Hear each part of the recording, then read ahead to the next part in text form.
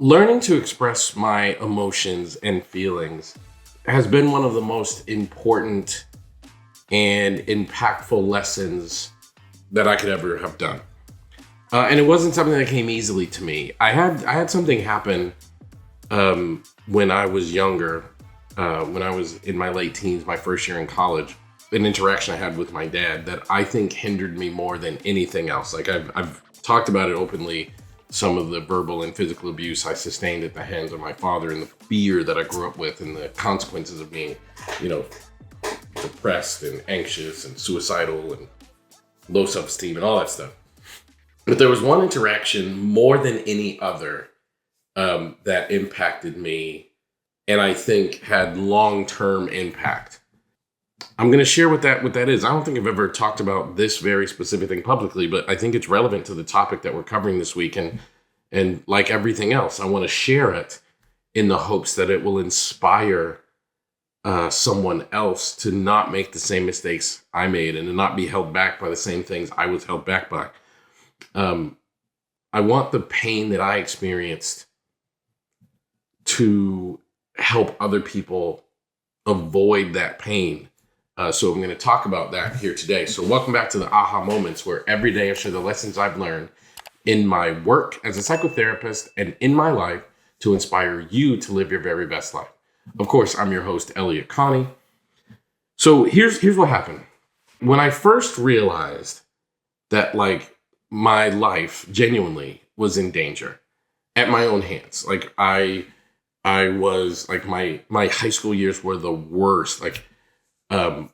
The experiences I was having with my father were just traumatic. And I didn't know what to do with that. So the only way I could think to solve it was to take my life. And when I realized how crazy that was, I didn't want to die. It was just that's the only way I could think to solve the problem I was having. I decided the first thing I did is I said, I want to express this to my dad. And I knew I couldn't call him and tell him because he would get too angry and he would yell and scream and become terrible and all those things. I sat down and I wrote him a letter. The letter was 10 pages. It was a very long letter. I wrote it by hand. This is before email was what it was now. This is in spring of 1995. Never forget it.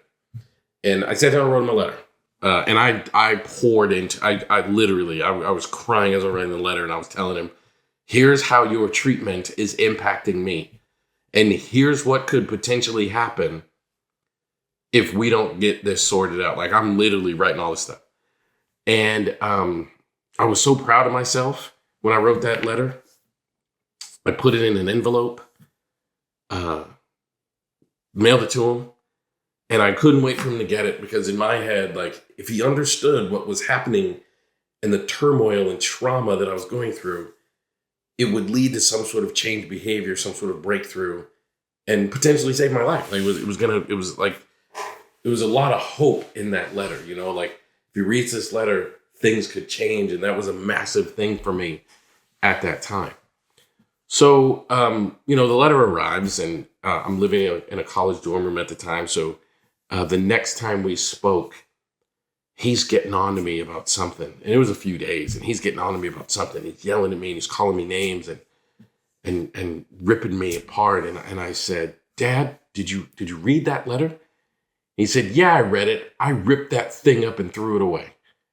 And I was crushed. That was the first time I'd ever just opened myself up, especially to him, and just said, man, I need things to change, and here's why.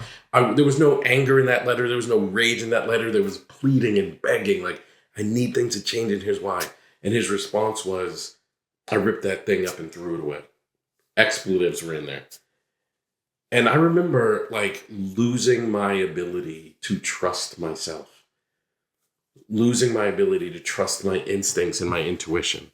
And I actually carried that for many, many years. And it caused me to get into bad relationships, get out of good relationships. It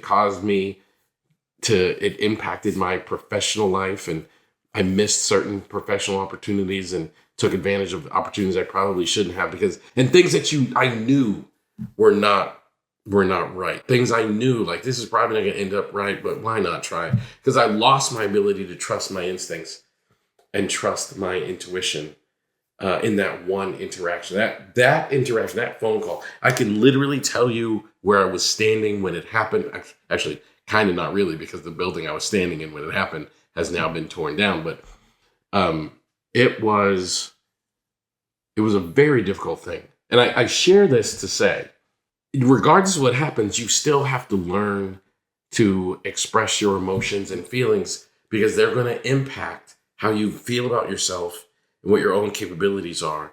If you don't surround yourself with people who love you and respond in loving ways, that letter, I wish we lived in a time where I had emailed it, because I'd still have access to it. Anybody who read that letter, especially from their son, should have been able to respond with compassion.